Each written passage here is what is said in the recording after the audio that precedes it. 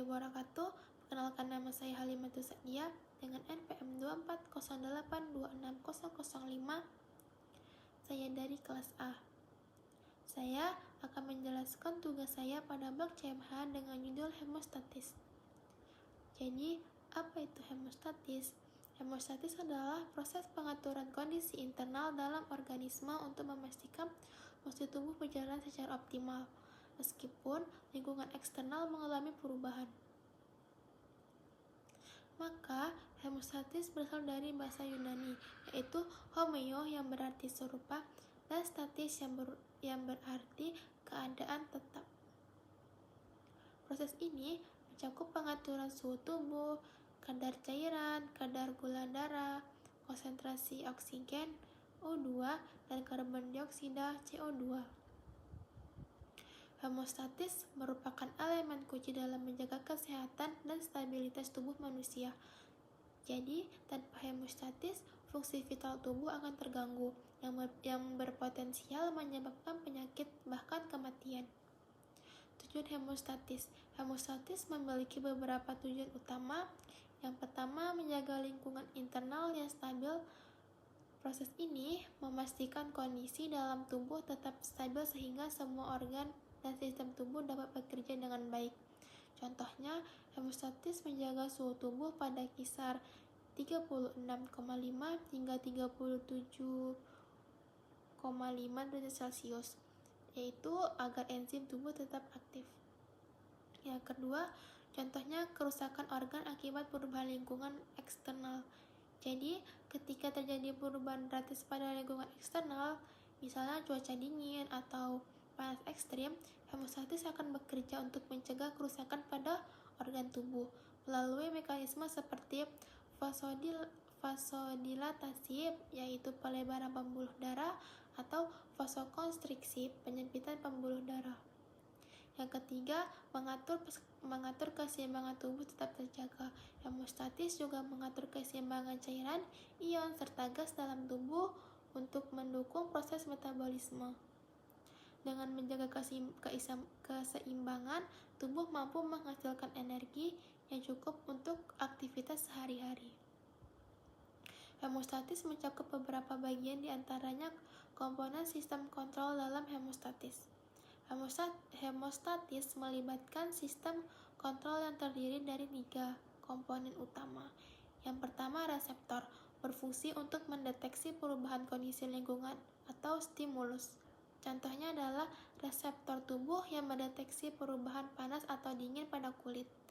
Yang kedua, pusat koordinasi, biasanya berupa otak atau sumsum tulang belakang yang menerima informasi. Pada koordinasi menentukannya tindakan yang diperlukan untuk mengembalikan keseimbangan. Yang ketiga, ada efektor, bagian tubuh seperti otot atau kelenjar yang menjalankan respons sesuai perintah dari pusat koordinasi. Contoh efektor adalah kelenjar keringat yang menghasilkan keringat untuk mendinginkan tubuh pada suhu terlalu tinggi. Pengaturan suhu pada manusia sangat penting untuk menjaga aktivitas enzim dan fungsi tubuh lainnya. Tubuh memiliki mekanisme untuk mengatasi suhu yang terlalu tinggi atau terlalu rendah. Ketika suhu terlalu tinggi atau hipotermia, vasodilatasi pembuluh darah melebar untuk meningkatkan aliran darah ke kulit, sehingga panas dapat dilepaskan ke lingkungan.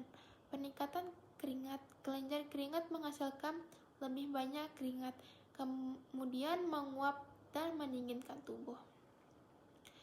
Jadi, ketika suhu tubuh terlalu rendah atau hipotermia, vasokonstriksi pembuluh darah menyempit untuk mengurangi aliran ke permukaan kulit, sehingga panas tidak mudah hilang. Tubuh menggigil, kontraksi otot yang cepat menghasilkan panas untuk menaikkan suhu tubuh.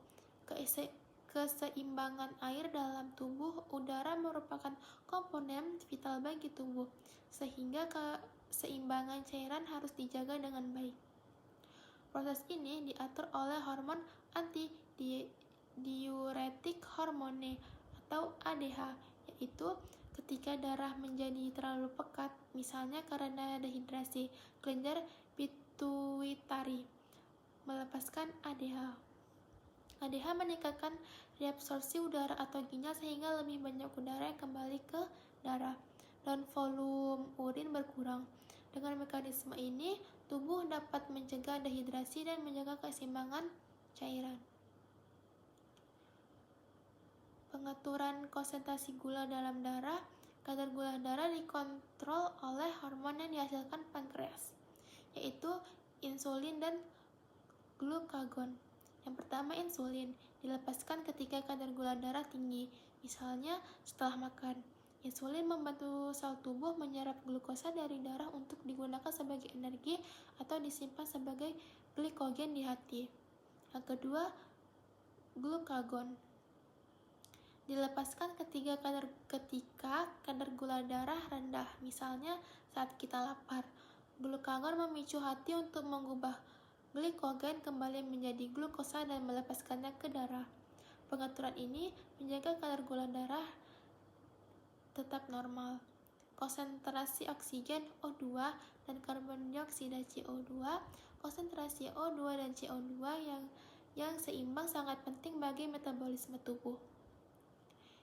CO2 dibutuhkan oleh sel untuk respirasi seluler, yaitu proses menghasilkan energi atau ATP. Kemudian karbon dioksida CO2 merupakan limbah metabolisme yang harus dikeluarkan dari tubuh untuk mencegah gangguan keseimbangan asam basa. Proses ini dikendalikan oleh sistem pernapasan melalui mekanisme seperti frekuensi napas yang meningkat saat kadar CO tinggi dalam darah. Jenis respon dalam hemostatis. Yang pertama, respon kimiawi, yaitu melibatkan pelepasan hormon untuk mengatur keseimbangan tubuh seperti hormon insulin untuk gula darah atau ADH untuk cairan tubuh. Yang kedua, ada respon saraf, melibatkan sistem saraf untuk memberikan respon cepat terhadap perubahan lingkungan. Contohnya adalah peningkatan detak jantung saat tubuh membutuhkan lebih banyak oksigen. Umpan balik negatif merupakan mekanisme utama hemostatis, respon tubuh yang mengurangi atau menunda stimulus awal untuk mengembalikan keseimbangan. Contoh, ketika suhu tubuh meningkat, mekanisme seperti keringat bekerja untuk mendinginkan tubuh. Umpan balik positif, yaitu meningkatkan stimulus awal untuk mempercepat suatu proses. Contohnya, pelepasan hormon oksitosin selama persalinan untuk memperkuat kontraksi rahim. Jadi, pada presentasi saya hari ini dapat saya simpulkan, yaitu hemostatis adalah proses vital yang menjaga stabilitas kondisi internal tubuh untuk mendukung fungsi organ dan sistem tubuh secara optimal. Proses ini melibatkan berbagai komponen seperti reseptor, pusat koordinasi, dan efektor yang bekerja secara terkoordinasi untuk mempertahankan keseimbangan tubuh. Melalui mekanisme umpan balik negatif dan positif, tubuh dapat mengatur suhu kadar cairan dan gula darah serta konsentrasi O2 dan karbon dioksida CO2.